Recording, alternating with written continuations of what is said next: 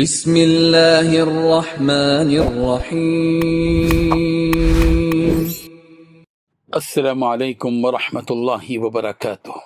الحمد للہ وکفی وسلام علی عبادہ الذین اصطفی، اما بعد۔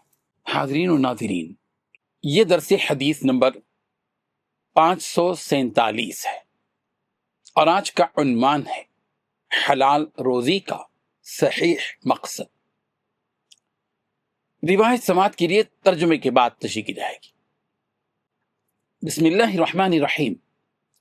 عن ابی ہریرہ رضی اللہ عنہ قال قال رسول اللہ صلی اللہ علیہ وسلم من طلب الدنيا حلالا استعفافا عن المسألة وسعيا على أهله وتعطفا على جاره لقي الله تعالى يوم القيامة ووجهه مثل القمر ليلة البدر ومن طلب الدنيا حلالا مكاثرا مفاخرا مرائيا لقي الله تعالى وهو عليه غضبان رواه البيهقي في شعب الإيمان۔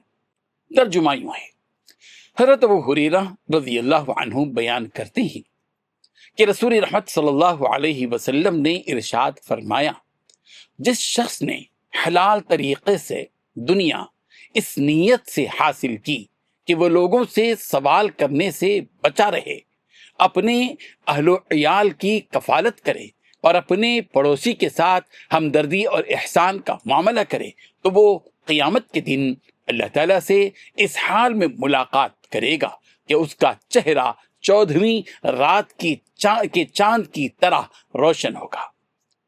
اور جس شخص نے حلال طریقے سے دنیا صرف مال بڑھانے، لوگوں پر فخر جتانے اور ریاکاری کے لیے حاصل کی، تو وہ اللہ تعالیٰ سے اس حال میں ملاقات کرے گا کہ اللہ تعالیٰ اس سے ناراض ہوگا۔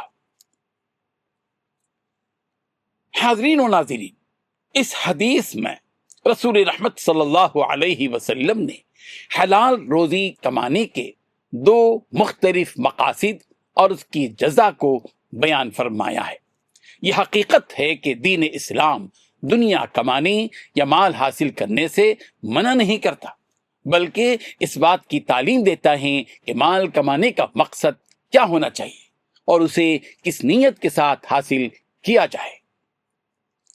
رسول رحمت صلی اللہ علیہ وسلم نے واضح فرمایا کہ اگر کوئی شخص محنت اور دیانتداری کے ساتھ حلال روزی کماتا ہے تاکہ وہ دوسروں کے سامنے ہاتھ پھیلانے سے محفوظ رہے، اپنے اہل و عیال کی ضروریات پوری کرے اور اپنے پڑوسیوں اور معاشرے کے ضرورت مند افراد کے ساتھ بھلائی کا معاملہ کرے، تو اس کا یہ عمل بھی عبادت بن جاتا ہے۔ ایسا شخص صرف اپنی ذات کے لیے نہیں جیتا، بلکہ اپنے خاندان اور معاشرے کی خدمت کو بھی اپنی ذمہ داری سمجھتا ہے۔ چنانچہ قیامت کے دن اس کا اجر یہ ہوگا کہ اس کا چہرہ 14ویں رات کے چاند کی طرح روشن ہوگا، جو عزت و کامیابی اور اللہ تبارک و تعالیٰ کی رضا و خوشنودی کی علامت اور نشانی ہے۔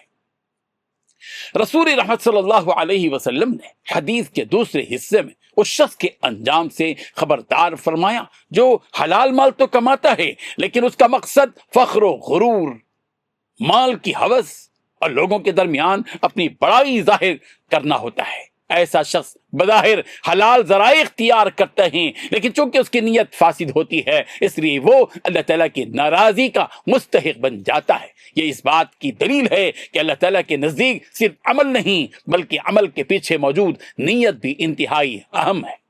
آج لوگ بڑی بڑی جائیدادوں، کاروباروں اور بینک بیلنس پر فخر کرتے ہیں، جبکہ اسلام سکھاتا ہے کہ اصل کامیابی مال کی کثرت میں نہیں، بلکہ مال کے صحیح استعمال اور خالص نیت میں ہے۔ وہ دولت جو انسان کو اللہ تعالیٰ کے قریب کر دے، رشتہ داروں، پڑوسیوں اور محتاجوں کے کام آئے، وہی حقیقی نعمت ہے۔